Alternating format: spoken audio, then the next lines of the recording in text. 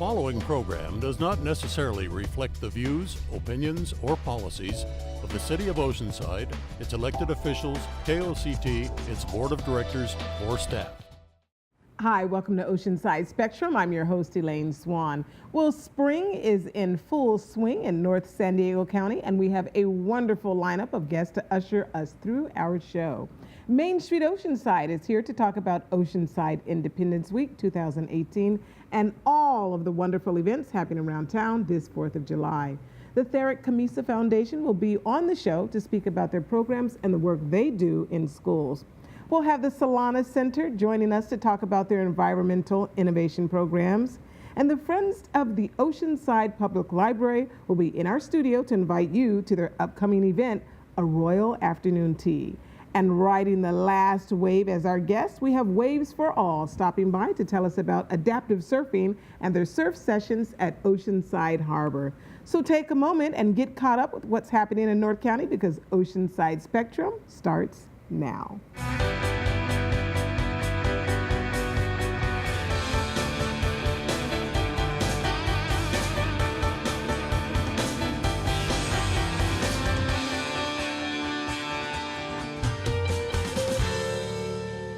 Hi, welcome. Well, we are here with our very first guest to break out the holiday season. We have Kathy Nichol, the Mainstreet Oceanside manager for Sunset Market. Welcome back, Kathy. Thanks, Every Elaine. time you come, first of all, you're always very festive, and second of all, you always bring fun things to do too. So you bring the party when you come, right? Hey. Right here in Oceanside. So glad to have you back again. Thanks, Elaine. So we're gearing up for our holiday season as we start to get into our summer. Yes. And what can we expect this year? So Oceanside Independence Week for this year starts out with our Star Spangled Sunset Market on Thursday, June 28th. Okay. Lots of red, white, and blue, some festive music for to start out our Independence Week.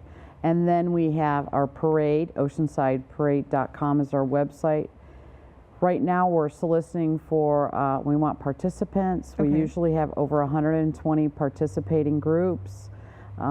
We also we need 100 volunteers for that day. And of course, those individuals who want to come and visit, bring their lawn chair. We hand out flags. Friends of Oceanside Parks and Recreation donate over 500 to 1,000 flags each year just for the parade. Moson's gives us all the water for our volunteers. And of course, our Grand Marshal this year is former Mayor Wood. Oh. Our theme is Hometown Heroes, so we're bringing in also Dr. Dwayne Coleman and Eileen Turk as our hometown heroes right behind the Grand Marshal. Wonderful, wonderful. Yep. That's awesome. You know, it's such a great day. It is so good to see the families, the kids, Yes. the dogs, just everybody. You know, people really come out for our parade, and I think it's such a great thing. I'm so glad our city continues to have it. So that's the kickoff. What can we expect as we continue on? So then on July 3rd, which is our city anniversary, we have our fireworks in the middle of the city at El Corazon. The roads start closing sometime between 4 and 6, and off of RDO, Rancho Del Oro, you can set up right there and actually see the fireworks, which start right at 9. But there will be activities, food, and stuff for your families to do prior to. And will the food trucks be out again this year? Yes, ma'am, Oh, they good. will. And that's actually put on by, again, Parks and Recreation. OceansideRec.com is the website for that one. Okay. Then 4th of July in Oceanside, what do? We go to the beach. Yes, of course. We go to the beach that day. We'll have food vendors, things that you need at the beach. We'll have some specialty items down there, hats, suntan lotion, sunglasses, stuff like that. That particular day, it starts in the morning, goes until the evening when the sun sets. And then also that day down at the harbor, we have our Yankee Doodle Dandy Parade, which is our red, white, and blue boat parade. Yes. And that's at 1 o'clock. I did forget one item that I just remembered. Okay. Right after the parade, the Veterans Center started 2 years ago. People can go there, the veterans, to have a nice nosh, listen to some music, and of course it's just a few blocks up on Mission Avenue, and their website is vancenorthcounty.org. But of course, everything is on our website, Okay. mainstreetoceanside.com. Very good. And as we get closer, we'll find out what the road closures are for each event on both our website and the city website. Now, for the parade, you still need volunteers. Is that correct? Yes, we utilize about 100 volunteers day of parade and anywhere between 10 and 20 volunteers weeks leading up to the parade, so that we can make sure that we get our posters and the information out throughout all of Oceanside, because this parade started when we became a city in the late 1800s, so well over 130 years old. And so do we have enough folks involved with the parade, enough floats and so forth? Are we still looking for people to get involved? Or? Well, we always want people to be involved. We rarely turn people away. Our deadline is June 8th for parade applications. All right. But once, after the last couple years, try to keep the parade to a 2-hour red, white, and blue. Yes. Because after that, people are like, oh my goodness. It's a lot. It's a lot. It's a lot of screaming for 2 hours straight. This may be the very first year we limit it, but I doubt it. Oh, very nice. And we have right now 4 marching bands. Of course, it starts out with the Marine Corps Band. Navy Band Southwest will be returning after about 10 years. This is the last time that we had them here. Well, that's so good. I mean, and it's so great for the family, you know, this entire week. So we certainly are so grateful for everything Main Street Oceanside does. Thank you. To keep our families together and keep us busy and enjoying the holiday season. So thank you, Kathy, for coming on and sharing. We certainly appreciate it. Make sure you check out Main Street's website so you can get details on the parade and volunteer, because we can always use more volunteers. We'll be right back.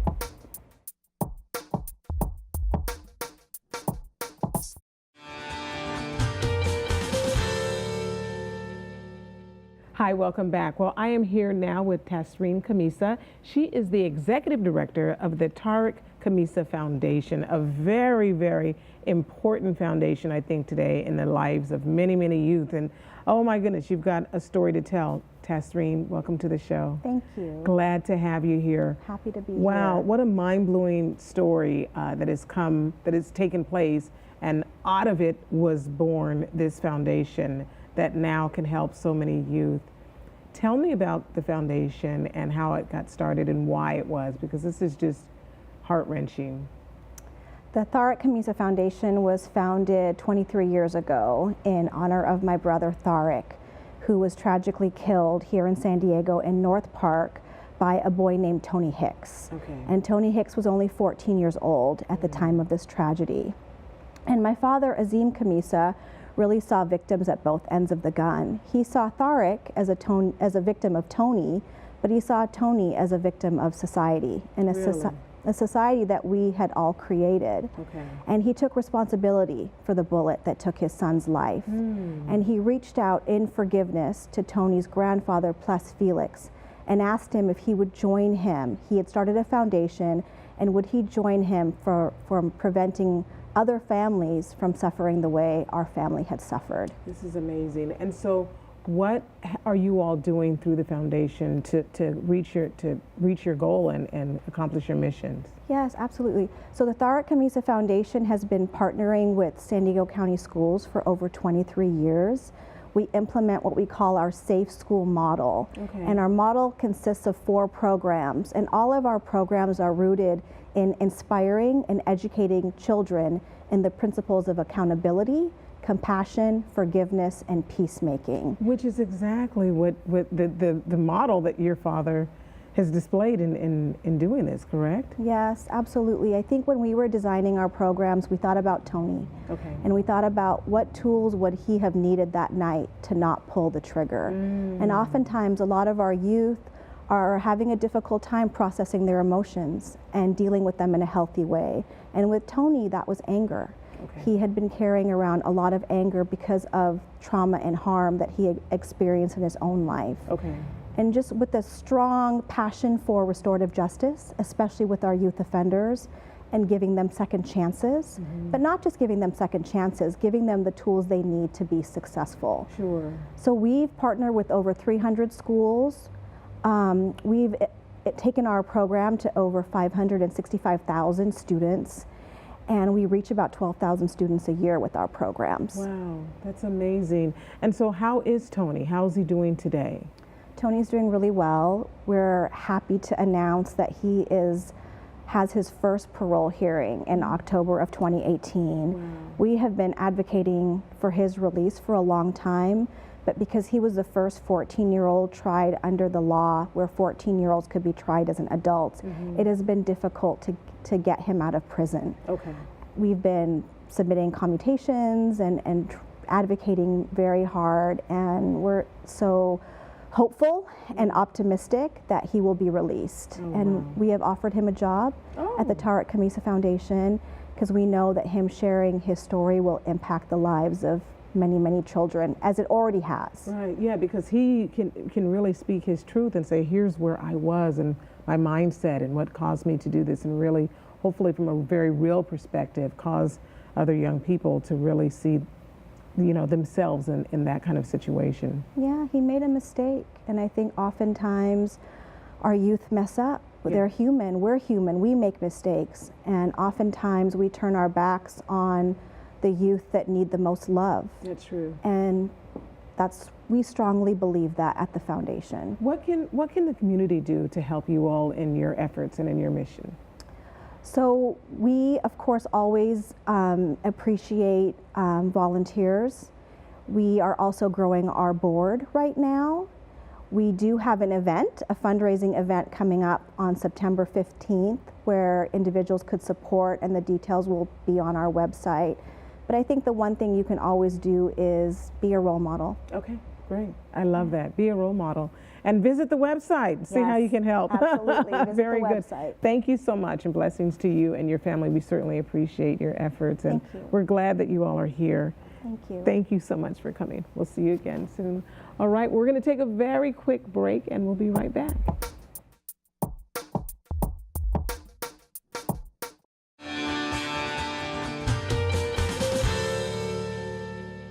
Hi, welcome back. Well, we are here with Jessica Toth. She is the executive director of the Solana Center right here in North County. Jessica, welcome to the show. Thank you. Glad to have you here. So tell me about the Solana Center and what you all do. So we've been around for 35 years. Wow. Yeah, we were started in the San Diego area around Solana Beach, which is where we got our name from. And we were the first curbside recyclers in Southern California. So before that time, there was not recycling that would come right to your recycling truck that would come to your door. You had to take your recyclables elsewhere. That's true, yeah. And I remember when that actually started. And you would separate, you'd have your newspapers, your cans, and your bottles. Yeah. So today, that's a well-functioning system, and we have our site set now on another kind of resource that's ending up in our landfill that doesn't belong there. And that's organic material. So organic material is food waste and yard trimmings. And it's a particular problem for a couple reasons. One is it's the largest single category of any type of material that's in our landfills. 40% of what's going to our landfill is edible or compostable. Really? Yep. And it does not belong there, just like traditional recyclables don't belong there. So in fact, when you grow food, you're pulling nutrients and minerals out of the soil, just like if you mine aluminum out of the earth for an aluminum can. And so if you throw it in the landfill, it has no value anymore. It's not recoverable. It causes another problem, which is that it off-gases at a very potent rate. So it creates very potent greenhouse gases, much more than carbon dioxide, for example. So it's a very big problem. And so we're doing what we can to educate people and businesses about keeping organic material. So that's your yard trimmings and food. How do you do that? What do you do? So there's different things. We have a hierarchy. So we start with, first thing you want to do is reduce and prevent the amount of, I'll just take food waste, for example, how much food waste is going to the landfill, how much you're actually throwing away. So you can do things like, make sure you don't fill up too much on your plate, or clever shopping when you go to the grocery store, that you don't that you don't over shop. Making sure you eat leftovers or freeze them. And then, as I said, there's somewhat of a hierarchy, and you want to feed people in need. So if you're a grocery store or a restaurant that's throwing out a lot of edible food, you want to make sure that it goes to some people in need. Yeah. So there's statistics or something like 1 in 7 in San Diego County are food insecure, where they don't know where their next meal will come from.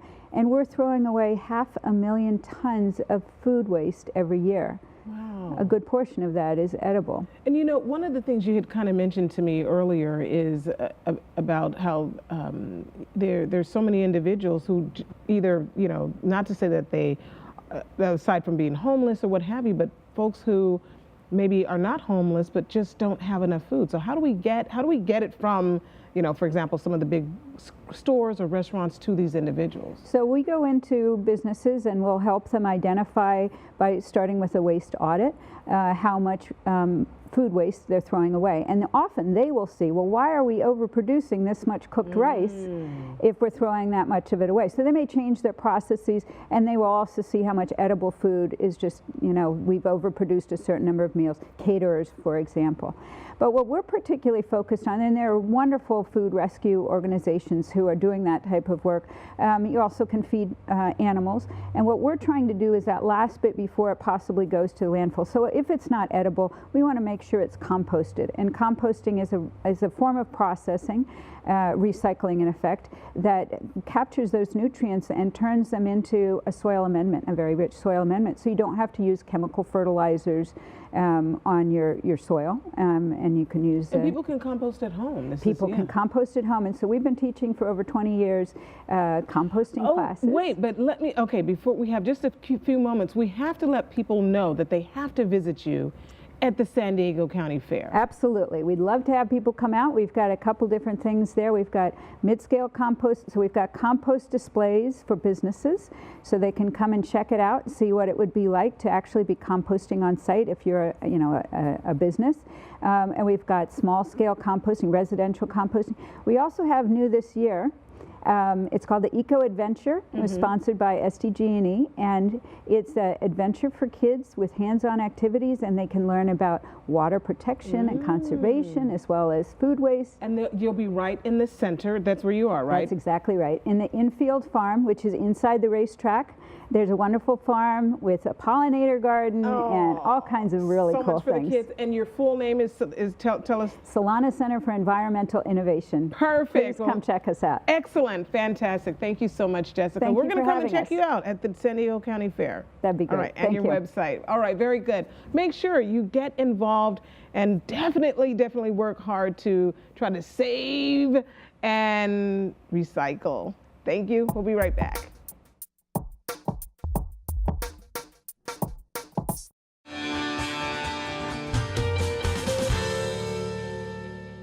Hi, welcome back. We're here now with Blake Kern and Victor Roy, both from the Friends of the Oceanside Public Library. Welcome back. Thank you. So glad to have you here. This is a year of the Royal. And so you are bringing back, by popular demand, your afternoon tea. But the theme of it is a royal tea, correct? Royal tea. Okay, very good. Well, welcome back to the show. So glad to have you. Before we start to talk about the royal tea, we do definitely want to know, for those who aren't aware, what the Friends of Oceanside Public Library is. So Victor, why don't you share with us? Sure. Friends of the Oceanside Public Library is a nonprofit staffed by all volunteers, and all the money we raise goes to support the programs at our public libraries. And you raise a lot of money. Over $100,000 a year goes to support adult and children's programs at our public libraries. It's amazing, so great. And we do so in so many different ways, which includes fundraisers. And so the tea that's coming up, Blake, of course, is one of the many fundraisers. All right, tell me about the tea. Well, like we said, back by popular demand, our costs are very reasonable. It's $40 per person, and you can actually get a free space by buying a whole table for $280. Oh. So that's a good deal. And we are going to have a hat contest again. Okay. And we are also adding a table contest. So the best dressed table. Oh, so people will bring and dress their table. They will be able to go all out, and I have heard a rumor that the Queen might also make an appearance. So we'll see. Oh, we'll have to see. We'll have to see. But no, it's it's fabulous. We have wonderful food. It's a wonderful venue right out in the plaza. We've got the fountain in the background, and The plaza just in front of the library, right for in those who front don't of the know. library. Right. We'll have entertainment. We will have opportunity drawings and silent auctions. So it's going to be a nice event. Again, we've always received rave reviews We for have, it. yeah. What were you going to say, We Victor? are celebrating the prince and the soon-to-be princess Yes. wedding that happens the day before. Oh, it's the day before. So this is literally the day before the wedding. Oh my goodness, yeah. So this They're could making be an appearance with us too. Perhaps. Perhaps, right? We'll have to That's see it. how that goes. perhaps. That's great. That's Well, it. throughout this is really great. And so, how do people get tickets who are interested in attending? Well, I'm sure you're going to show on your screen when you run this. They'll be able to call the administration office, 435-5560, Okay. and they'll be able to purchase tickets through the admin office, cash. They can go online to the To the website Royal, of the library? right. Well, they can go to 2018 royalty.eventbrite.com, and they Okay. can purchase tickets online. Oh, very So good. a couple different ways to do it. And they can also go to our website, which you'll be able to see on the screen, Okay. and And purchase. purchase tickets, very good. Now, aside from the royalty, which of course we definitely want to go to that, Victor, there are a few other events that you all have throughout the year to raise The money. Tell me library about has some of those. many fundraisers, so the quarterly book sales, please come out and support those on a Saturday. Those are great. We have our bookseller at the Sunset Market every week, and Gail does a great job out there, so come and see Gail and buy books from her too. And we sell books on Amazon. Oh. And Blake, we have some other events. We do, and this book sale coming up is May 12th, so we need to make sure that we get that. Okay. But we just had a wonderful Richard Lederer event, Dance with Words, and we ended up getting quite a few new members for people that attended that. So that's always important, that we grow our membership, that people believe that. I had somebody renew their membership the other day, and they wrote a little note that, you know, libraries are the cornerstone of society. And it's like, we need to be reminded about that. And one lady during the Days of Art, we had our books for sale during Days of Art this last weekend. She said, well, how do I become a member? And I said, well, you know, you can go into the library, go online. She goes, everybody in Oceanside should be a member. It's just $10. Yeah. You know, and it yeah, was like, that's good. yeah. So That's inspiring. it- Yes, it everyone should is. be. I tell you, the library is literally the best place for, and regardless of what age you are, Exactly. best place. We have so many things going on. Thank you for all of the work you do No, to we make appreciate sure it. that we have this here in the city of Oceanside. Thank so you, Elaine, thank you for for coming on having the us. show. Thank you, Elaine. Be sure you check out the website so you can get tickets to a royalty affair to support the Friends of the Oceanside Public And a Library. date. Yes, we'll be right back.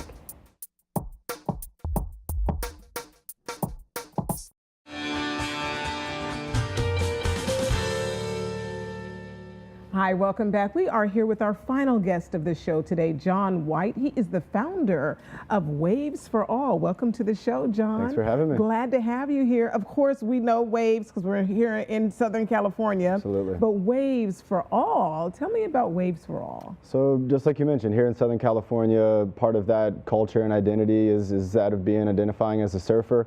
What we noticed, some of my fellow watermen here in North County, was that there was a gap for individuals with special needs or with disabilities, whether it's cognitive or physical, to get more time in the water, to really identify as a surfer, as Southern California surfer. So we created Waves for All to provide a chance for those individuals to get more time in the water. Every month we surf, and so they're able to practice their skills and actually progress.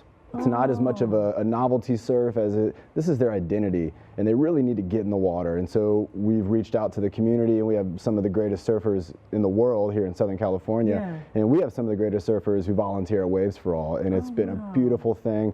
I tell people it's like the field of dreams. We show up with some surfboards and some good friends, and the next thing you know, we got 15 to 20 adaptive surfers who are showing up all at different levels. It could be 15 different scenarios.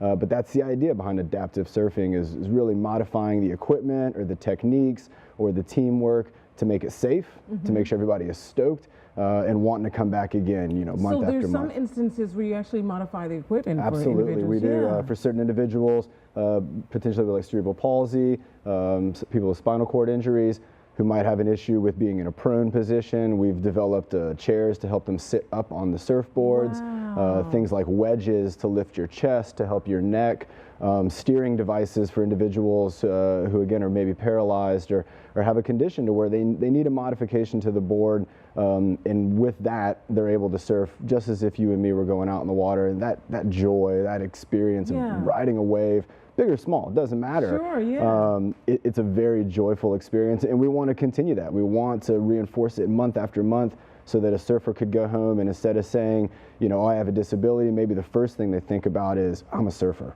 That's right, that's right.